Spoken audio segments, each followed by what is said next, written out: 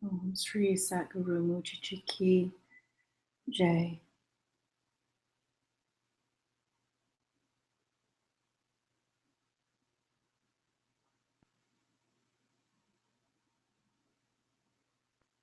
Om Sri Anantaji Ki Jai.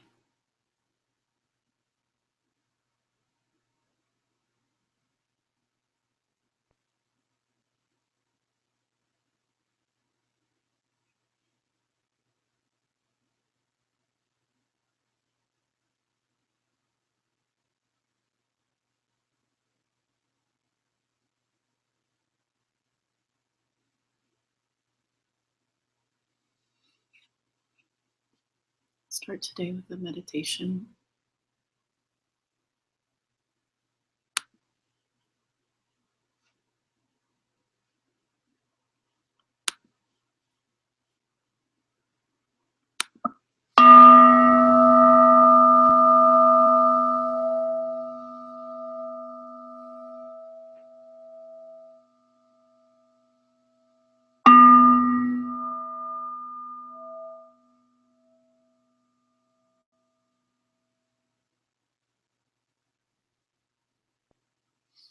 We will begin today's meditation with the chanting of Om 3 times.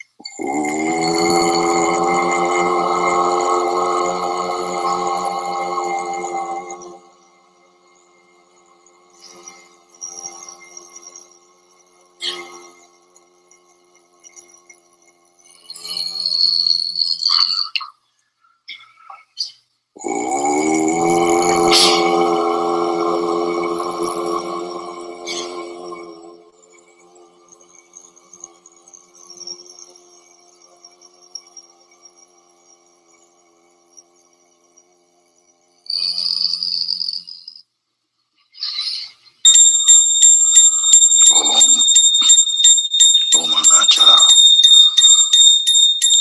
Om Namah Shivaya. Om Namo Bhagavate Shri Ramanaya. Om Babaji Ki Jai. Om Buddha Ji Ki Jai. Om Shri Ram Jai Ram Jai Jai Ram. Om Shanti Shanti Shanti.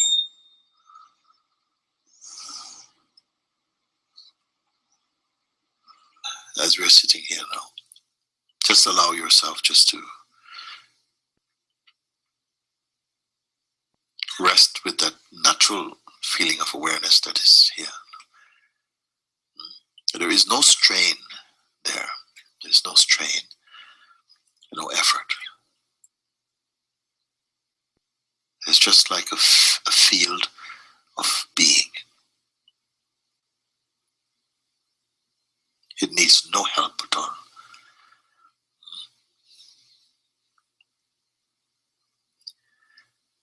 If there are some thought energies arising, it's okay, don't worry. You don't have to take care of them. Like clouds floating by in that infinite expanse. Let them just float by. You're not managing existence.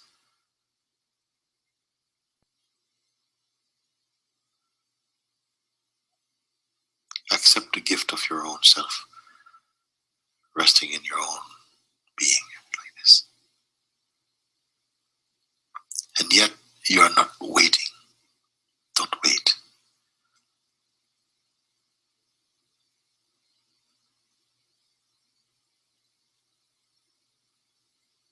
So you need not be concerned about being patient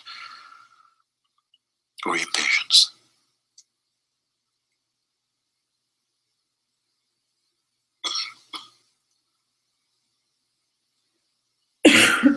You simply are aware of your own natural being.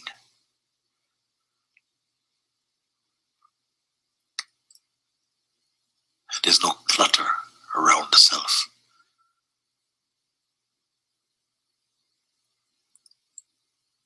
There's no program. There's no past. Pay attention to this very natural state of being.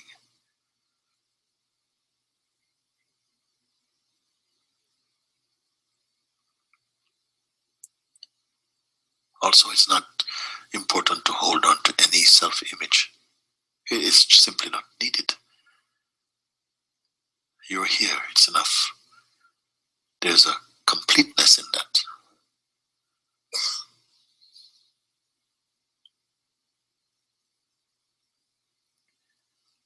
Here, it's not you and your mind. Mind is part of the whole thing, you can say, an energy that dances inside the awareness. And it can. But also, you can simply rest in your own natural self-aware state. The more you pay attention to that, the less trouble the mind can give you. Mind also ultimately loves to be here. But in the beginning, it will feel and express some resistance. But naturally, it settles down beautifully in harmony with your own self.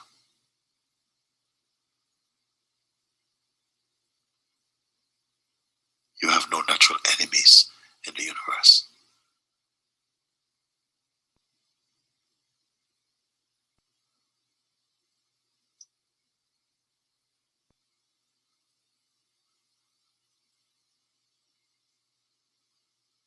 Now, let's take a look at what really is here. Thoughts, they come and go. Even unforced, they simply appear and disappear in their own way. And feelings, they also come and go. This is fine. We're not at war with feelings. But it is not your focus. Allow your mind, your attention to just rest in this beautiful space of being. It is not difficult.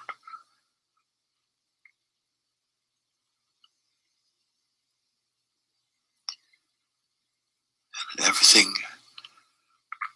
is supporting your self-discovery, your peace.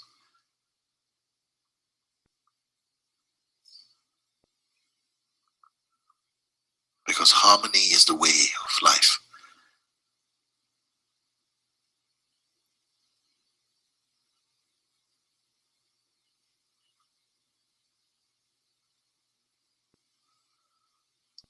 Also, it's not important to hold on to any preferences for the moment, you can see. Don't hold on to any sense of favorites for a moment. And feel how expansive your own being is naturally, without desire.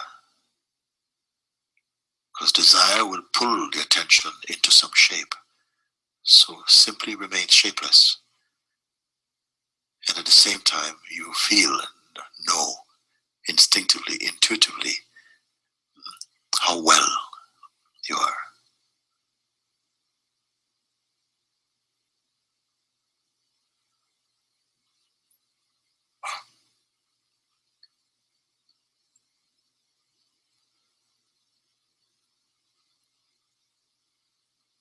As you allow your attention to rest more in its natural state, it will bring benefit to all expressions of your life, will be automatically touched by this central harmony. I am not asking you to imagine these things, because here there's a natural sense of spaciousness, a neutrality. Yeah, you see.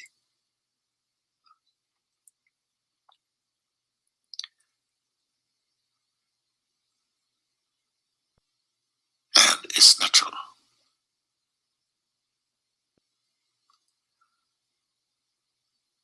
Habits tend to come back, and almost like a reflex, the attention goes again to the past and to the present. But if it happens, just again, nicely, easily bring the attention back just to where you are.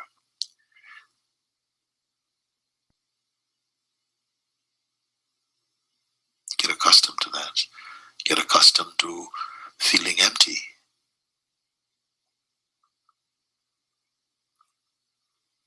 The mind, the conditioned mind, might suggest that to be empty is to be irresponsible. But the contrary is true.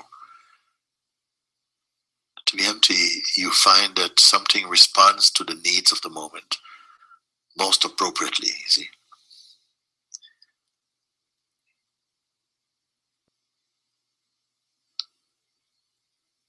What's the tendency to jump ahead and to start thinking about future or something? It's just a habit. It is not deeply significant. But right now, just be the being. And you come to know this is always here. It's the most stable and constant. Why is it so important to recognize this? Because it is effortless. And only what is effortless is really natural for you. In the beginning, it may take some time, some practice to pull the attention back towards the neutrality, because we have developed some bad habits somehow. But the whole field of being is on your side. Everything is here to support your harmony and your full awakening. Don't doubt this.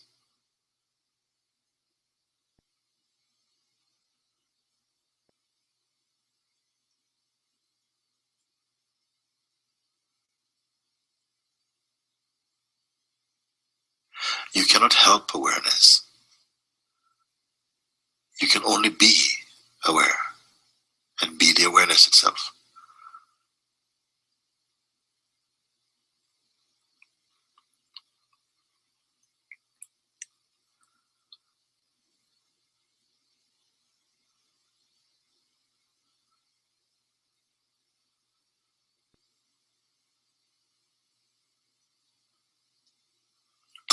The true state of meditation has nothing to do with sleep.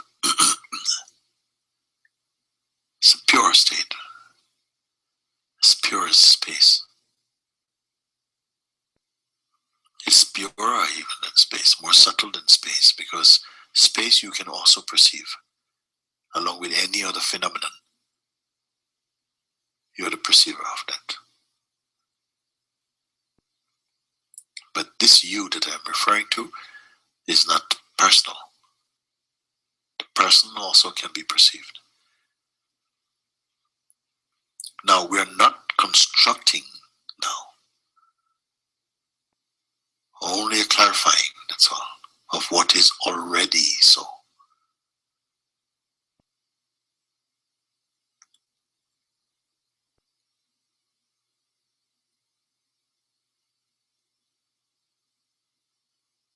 The state of empty mind is the most natural, the most enjoyable,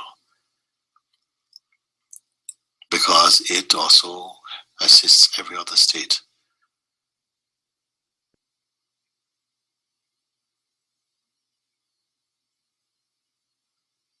Whenever the attention moves about towards the objects of the senses, get used to simply keeping it neutral again. You will not lose anything. Rather also, you'll gain a natural stillness and silence in the being. And you're not doing this as a person. Everything is facilitating here.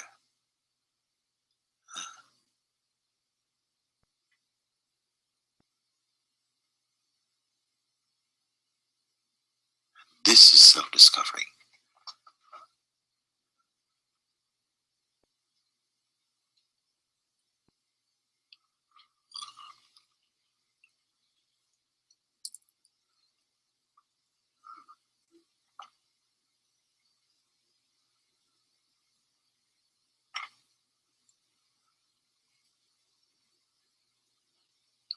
going to find that this power in you to observe with more detachment will grow beautifully. Then your life will not feel so crowded, even if you have a lot of responsibilities outwardly. It will bring a harmony and space again to you.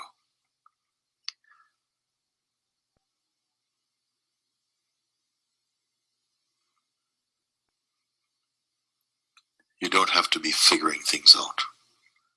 Life cannot be figured out.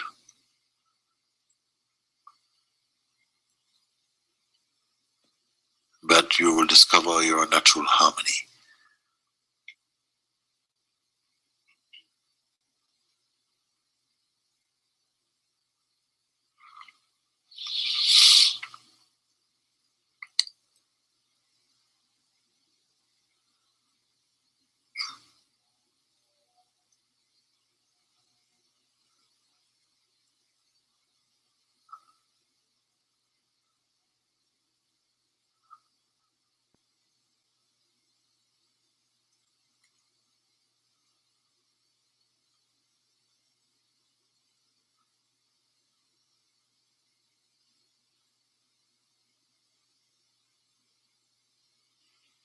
Again, paying attention to your own natural state.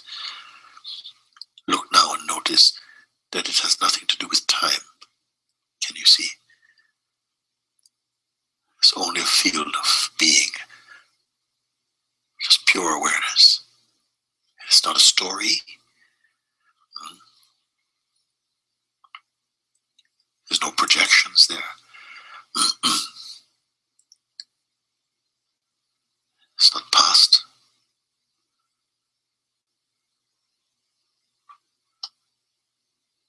There are no comparisons.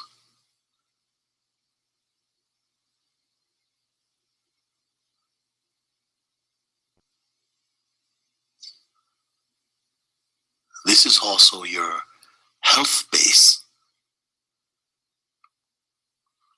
health of mind and body. Everything is invigorated from here, from this perfect silence and being. Yet you need not be so concerned about this.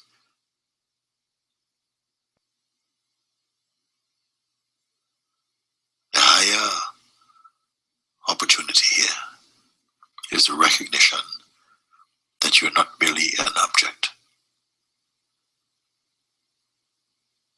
You're not merely your body. The body's there. It has a function. It's very important in all of this play.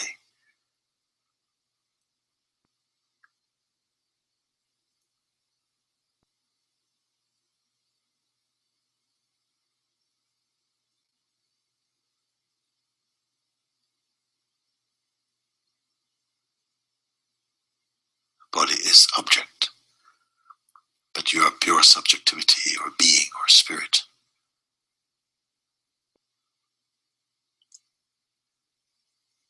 Even the subtlest movement in you are pure and earlier than that.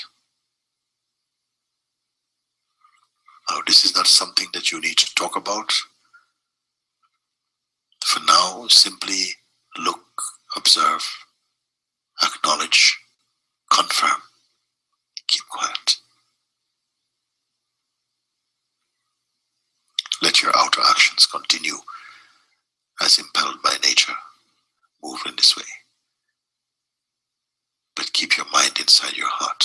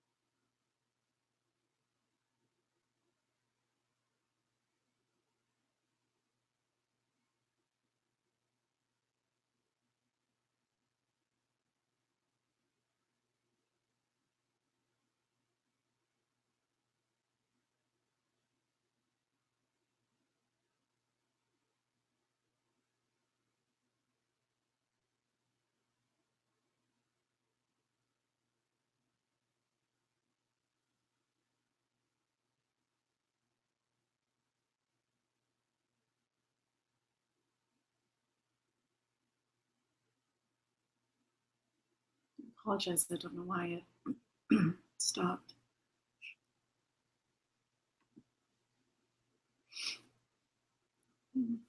Reading from Nisargadatta Maharaj, I am that. We'll start with chapter 23. The chapter is called Discrimination Leads to Detachment. Maharaj, you are all drenched, for it is raining hard.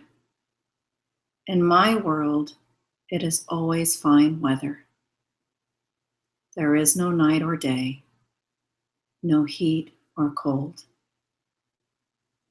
No worries beset me there, nor regrets. My mind is free of thoughts, for there are no desires to slave for.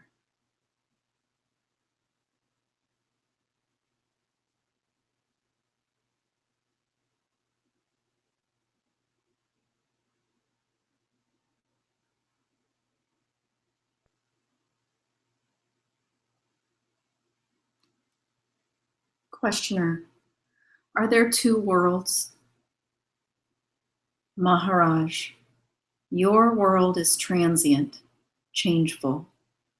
My world is perfect, changeless. You can tell me what you like about your world. I shall listen carefully, even with interest.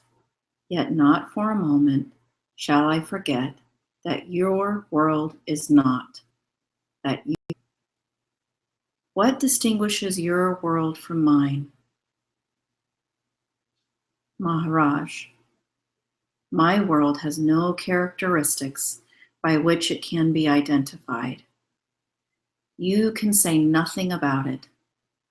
I am my world.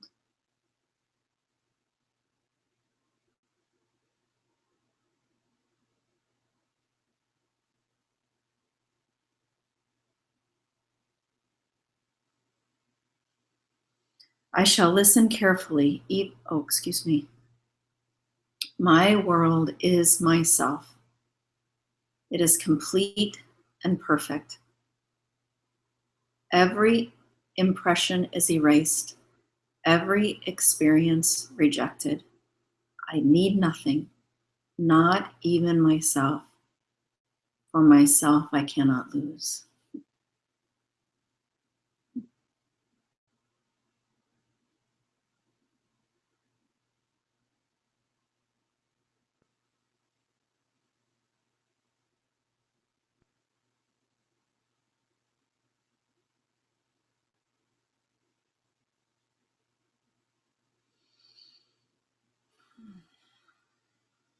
Questioner, not even God? Maharaj, all these ideas and distinctions exist in your world and mine. There is nothing of the kind. My world is single and very simple. Questioner, nothing happens there? Maharaj, whatever happens in your world, only there it has validity and evokes response. In my world, nothing happens.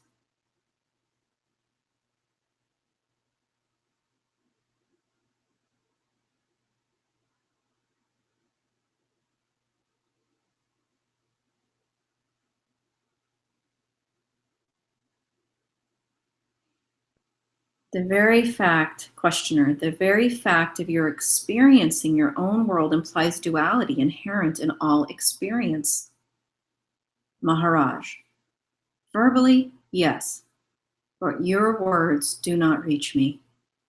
Mine is a non-verbal world. In your world, the unspoken has no existence. In mine, the words and their content have no being. In your world, nothing stays. In mine, nothing changes. My world is real, while yours is made of dreams.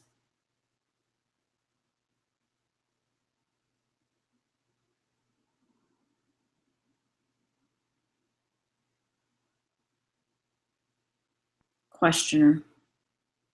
Yet we are talking. Maharaj. The talk is in your world. In mine, there is eternal silence. My silence sings, my emptiness is full, I lack nothing. You cannot know my world until you are there.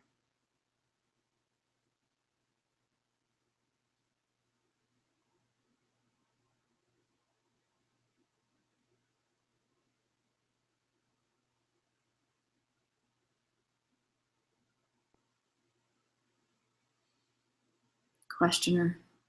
It seems as if you alone are in your world. Maharaj.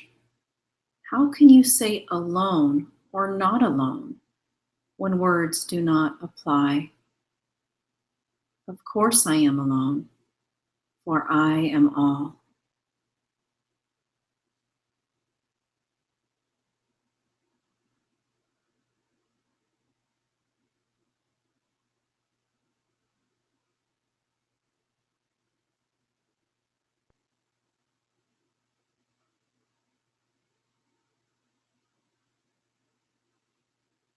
Questioner. Do you ever come into our world? Maharaj. What is coming and going to me? These again are words. I am. Where am I to come from and where to go? Questioner. Of what use is your world to me? Maharaj. You should consider more closely your own world. Examine it critically, and suddenly, one day, you will find yourself in mine.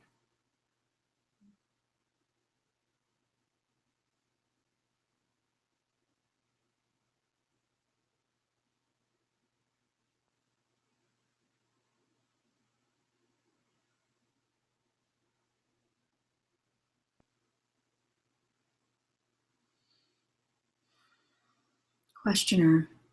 What do we gain by it? Maharaj. You gain nothing. You leave behind what is not your own and find what you have never lost, your own being.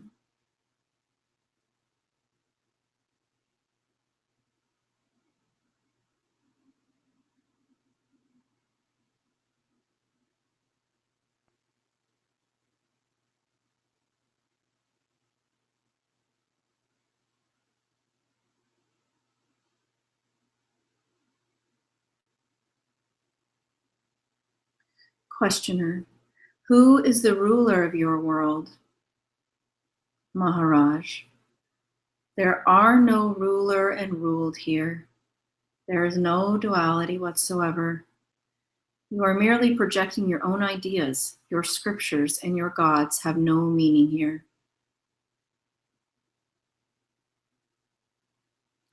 Questioner. Still you have a name and shape, display consciousness and activity.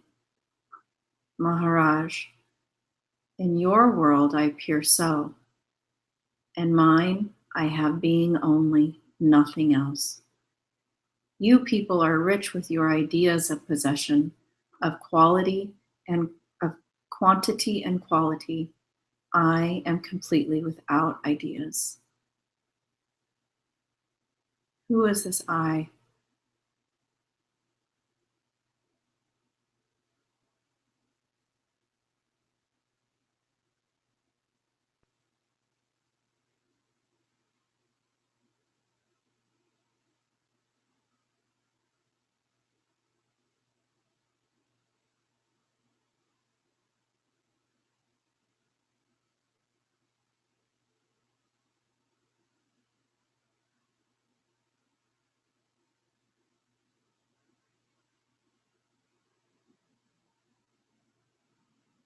Questioner. In my world there is disturbance, distress, and despair. You seem to be living on some hidden income while I have to slave for a living. Maharaj, do as you please. You are free to leave your world for mine.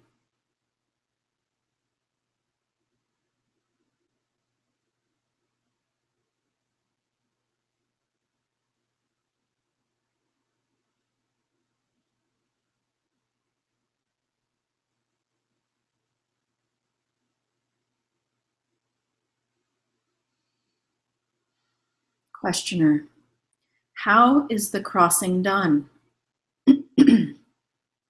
Maharaj, see your world as it is, not as you imagine it to be. Discrimination will lead to detachment. Detachment will ensure right action. Right action will build the inner bridge to your real being. Action is a proof of earnestness. Do what you are told diligently and faithfully, and all obstacles will dissolve. Questioner, are you happy? Maharaj, in your world, I would be most miserable. To wake up, to eat, to talk, to sleep again, what a bother. Questioner, so you do not even want to live? Maharaj, to live, to die, what meaningless words are these? When you see me alive, I am dead. When you think me dead, I am alive.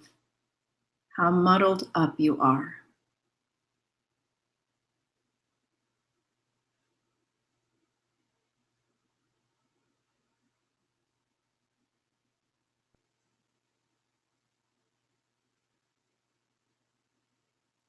This is very profound, subtle pointing. Well, Maharaj says, if you see me alive, I am dead. If you see me dead, I am alive. The me that he's talking about, just take a moment to reflect, consider.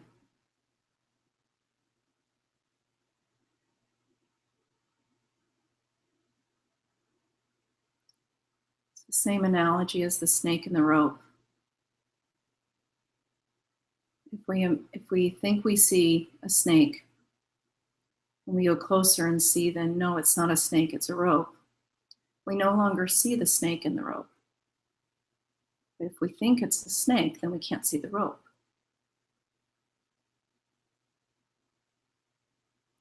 So Maharaj is saying, if you see me personal, then you won't see the absolute, the undead or unborn, undying. If you see the absolute, you won't be able to see me. You see the absolute, the person disappears.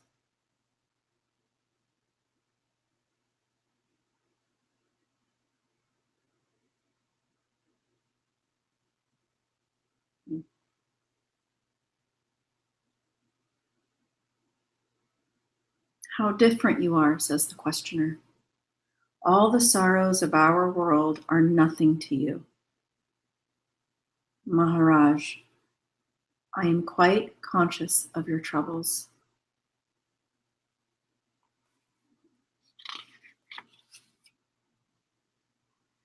Questioner, then what are you doing about them? Maharaj, there is nothing I need to do. They come and go.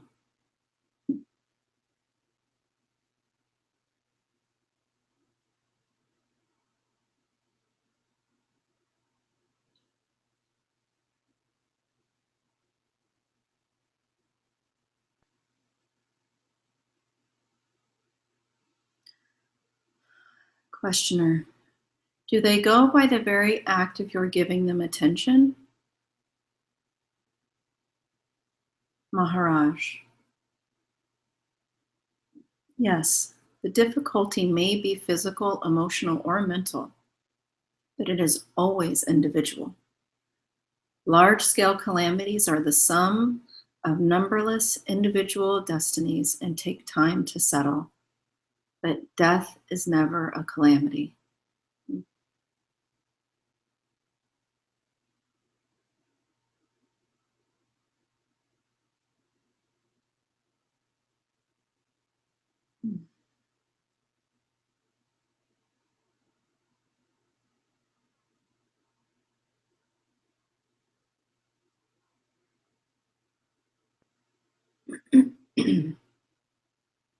Questioner.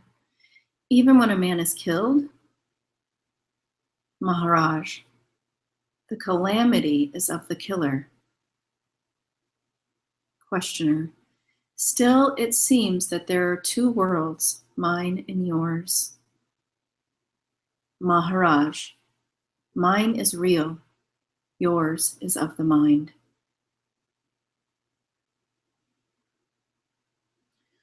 Questioner. Imagine a rock and a hole in the rock and a frog in the hole.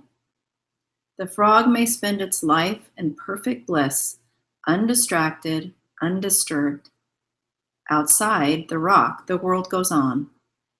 If the frog in the hole were told about the outside world, he would say, "There is no such thing. My world is of peace and bliss. Your world is a word structure only. It has no existence. It is the same with you. When you tell us that our world simply does not exist, there is no common ground for discussion. Or take another example. I go to the doctor and complain of a stomach ache. He examines me and says, "You're all right." "But it hurts," I say. "Your pain is mental," he asserts. I say, "It does not help me to know that my pain is mental. You are a doctor. Cure me of my pain. If you cannot cure me, you are not my doctor." Maharaj. Quite right. Questioner. You have built the railroad, but for lack of a bridge, no train can pass. Build the bridge. Maharaj. There is no need of a bridge.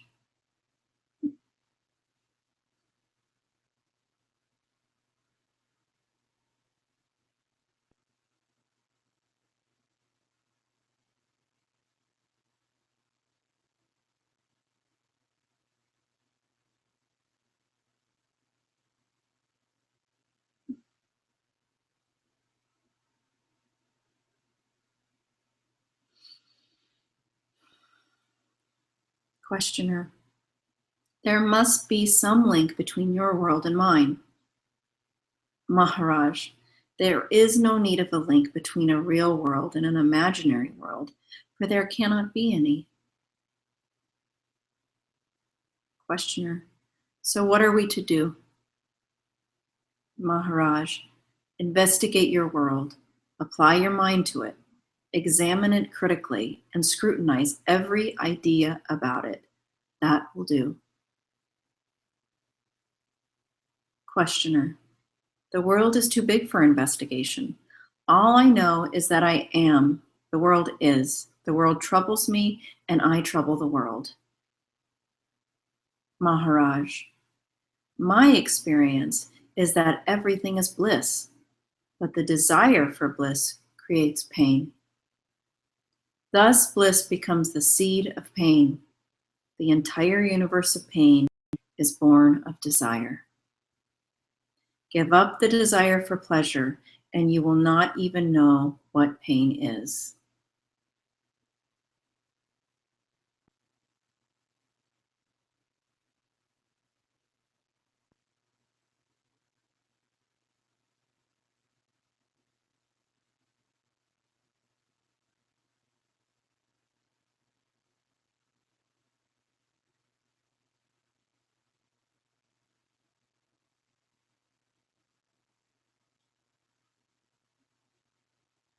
This same pointing, Anantaji says, give up your next thought or don't believe your next thought.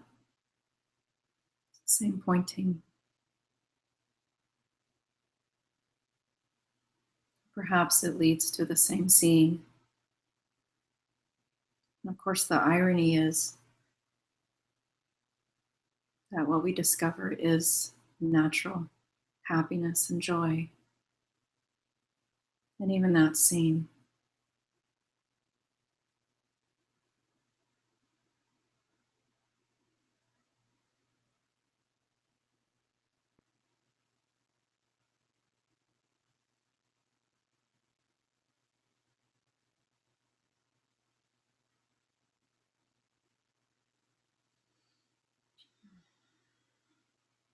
Questioner, why should pleasure be the seat of pain? Maharaj, because for the sake of pleasure you are committing many sins, and the fruits of sin are suffering and death.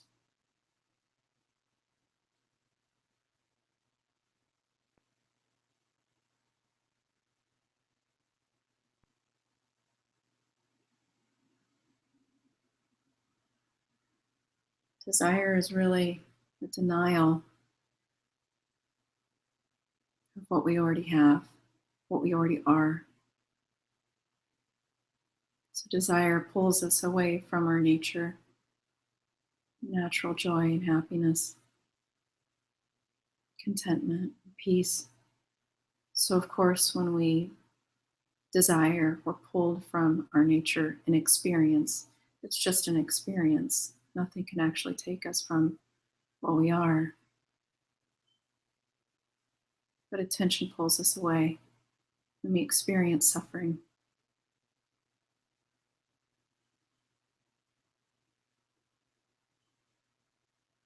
We do not believe our next thought or follow the energy system of desire.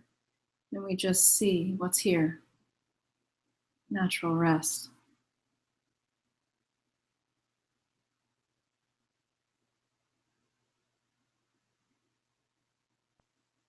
Wanting is no more than just a movement, just an energy system in consciousness.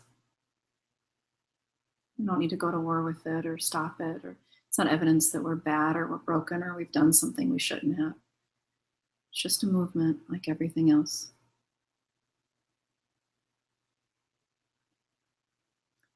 Questioner, you say the world is no use to us, only a tribulation. I feel it cannot be so. God is not such a fool. The world seems to me a big enterprise for bringing the potential into actual, matter into life, the unconscious into full awareness. To realize the supreme, we need the experience of opposites. Just as for building a temple, we need stone and mortar, wood and iron, glass and tiles. So for making a man into a divine sage, a master of life and death, one needs the material of every experience. As a woman goes to the market, buys provisions of every sort, comes home, cooks, bakes, and feeds her Lord, so we bake ourselves nicely in the fire of life and feed our God. Maharaj, well, if you think so, act on it. Feed your God by all means. Questioner, the child goes to school and learns many things which will be of no use to him later. But in the course of learning, he grows. So do we pass through experiences without number and forget them all. But in the meantime, we grow all the time. And what is a jnani but a man with a genius for reality? The world of mind cannot be an accident. It makes sense. There must be a plan behind it. My God has a plan. Maharaj, if the world is false, then the plan and its creator are also false.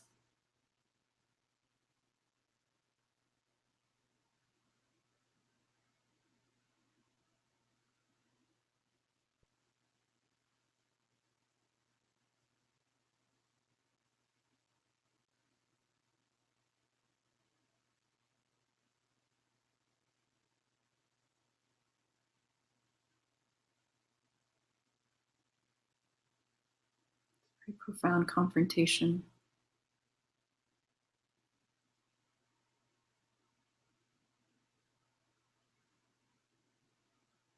completely asking this questioner to disrobe himself of all of his ideas and notions about what's true, pointing to the only thing that's here always, in all states, waking, dreaming, sleeping, deep sleep, I mean.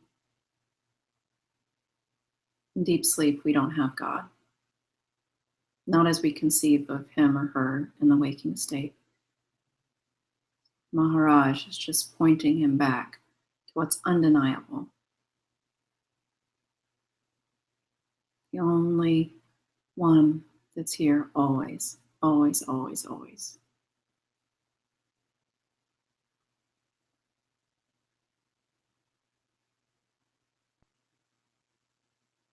Questioner, again you deny the world. There is no bridge between us.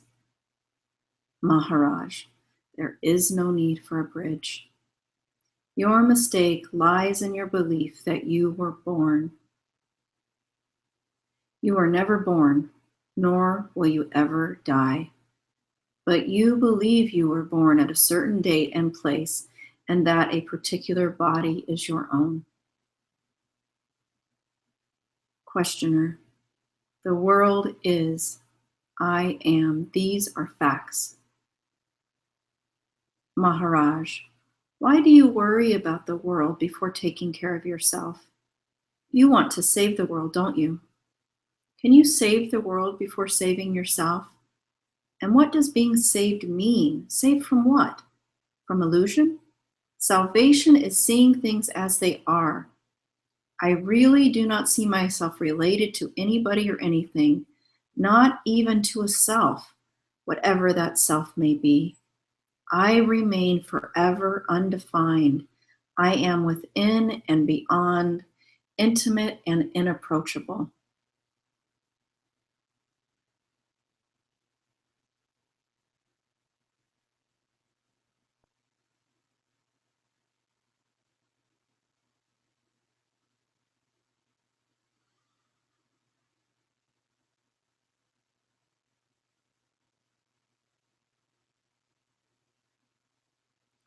Questioner, how did you come to it?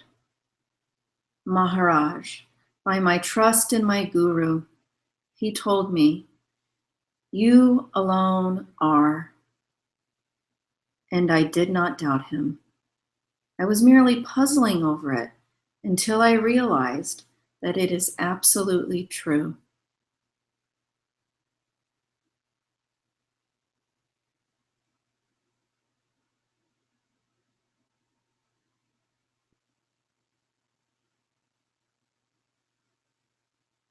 Questioner, conviction by repetition?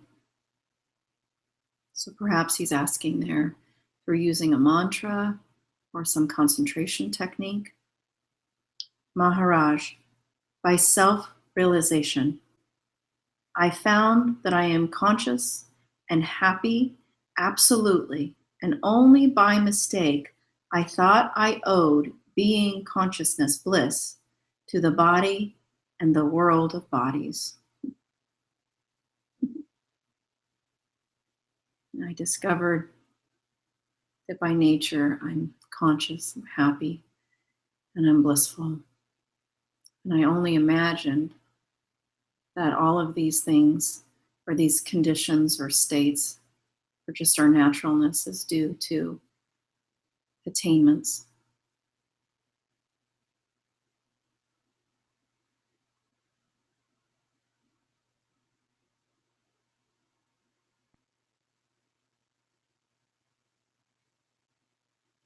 And the masters just keep pointing us even beyond this happiness, blissfulness, even consciousness. All of it's seen. The masters tell us not to stop at these beautiful states, to go beyond, see what already sees.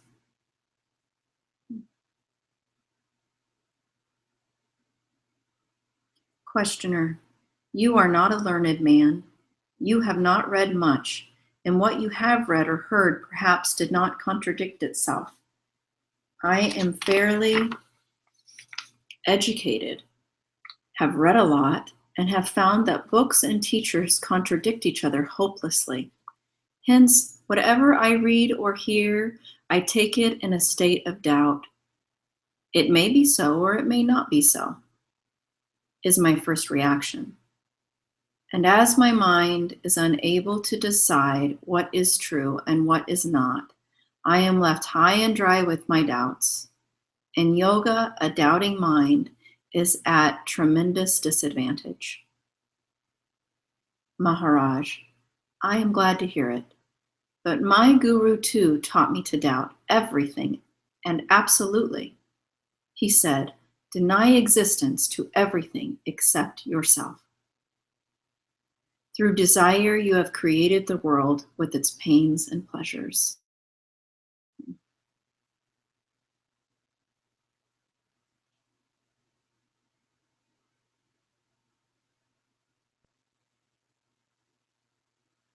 Perhaps the highest use of doubt is introspection. Neti, neti, not this, not this.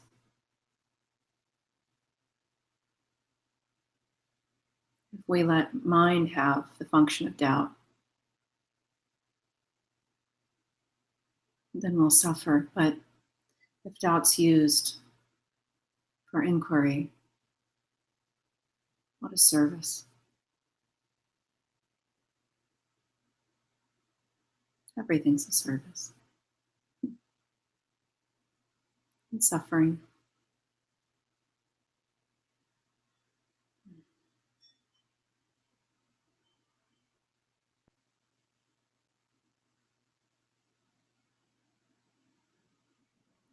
Questioner, must it also be painful? Maharaj, what else? By its very nature, pleasure is limited and transitory. Out of pain, desire is born. In pain, it seeks fulfillment, and it ends in the pain of frustration and despair. Pain is the background of pleasure. All seeking of pleasure is born of pain and ends in pain.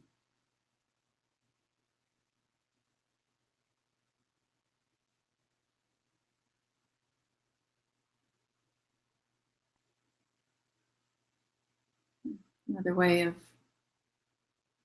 looking at the movement of seeking pleasure is also to see it as resistance, some denial of what's actually occurring, the experiencing of whatever is here.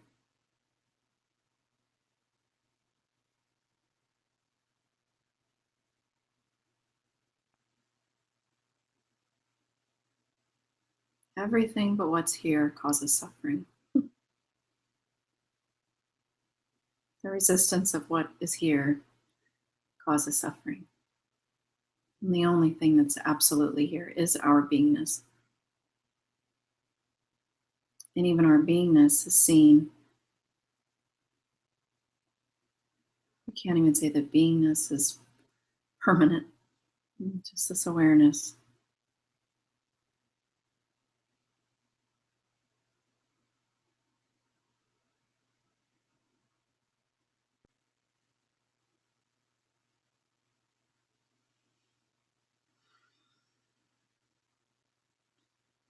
Questioner, all you say is clear to me, but when some physical or mental trouble comes, my mind goes dull and gray or seeks frantically for relief. Maharaj, what does it matter? It is the mind that is dull or restless, not you. Look, all kinds of things happen in this room. Do I cause them to happen? They just happen. So it is with you. The role of destiny unfolds itself and actualizes the inevitable. You cannot change the course of events, but you can change your attitude. And what really matters is the attitude and not the bare event. The world is the abode of desires and fears. You cannot find peace in it. For peace, you must go beyond the world. The root cause of the world is self-love.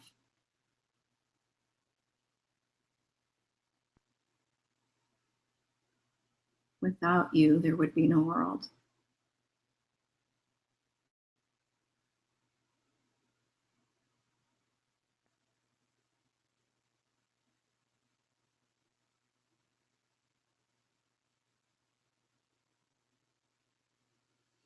Because of it, we seek pleasure and avoid pain. Replace self-love by love of the self, and the picture changes. Brahma, the creator, is the sum total of all desires. The world is the instrument for their fulfillment.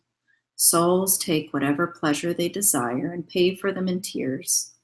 Time squares all accounts. The law of balance reigns supreme.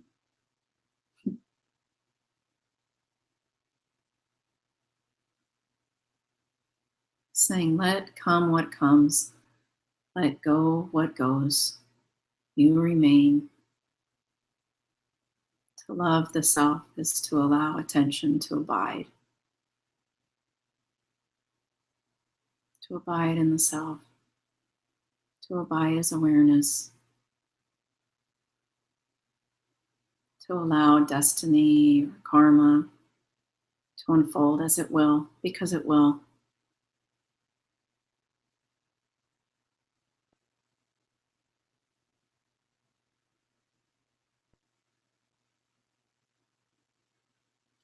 Questioner, to be a Superman, one must be a man first. Manhood is the fruit of innumerable experiences. Desire drives to experience. Hence, at its own time and level, desire is right. Maharaj, all this is true in a way. But a day comes when you have amassed enough and must begin to build. Then sorting out and discarding are absolutely necessary. Everything must be scrutinized and the unnecessary ruthlessly destroyed. Believe me, there cannot be too much destruction, for in reality, nothing is of value. Be passionately dispassionate. That is all.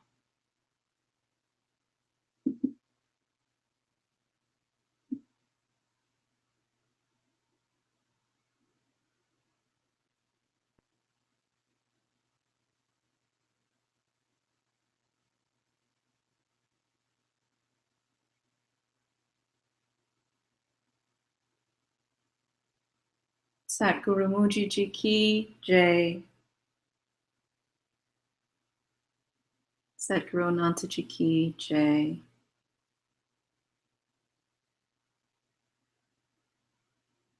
Nisargadatta Ki Jai.